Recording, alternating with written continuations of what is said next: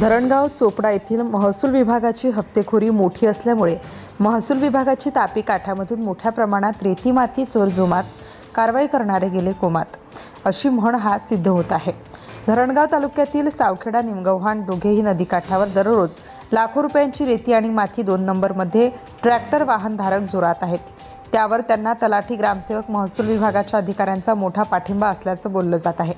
कारण असे की महसूल विभागाला दर महिन्याला प्रत्येक ट्रॅक्टरवाला 5,000 रुपये प्रमाणे पैसे गोळा करून देत आहे।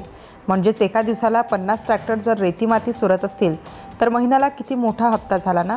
विचार न केलेलाच बरा। म्हणजेच जिल्हाधिकारी आयुष प्रसाद व पोलीस अधीक्षक यांच्यापेक्षा 10 पटीने महसूल विभागाला दर महिन्याला हप्ता मिळत असल्यामुळे हा धंदा जोमात चालू आहे। याविरुद्ध कोणीही बोलू शकत नाही। म्हणून धरणगाव चोपडा महसूल विभागाच्या अधिकाऱ्यांची संपत्तीची व कामाची चौकशी करून त्यांच्यावर गुन्हे दाखल करावे, अशी मागणी सर्वसामान्य जनता करीत आहे। Subscribe now and press the bell icon.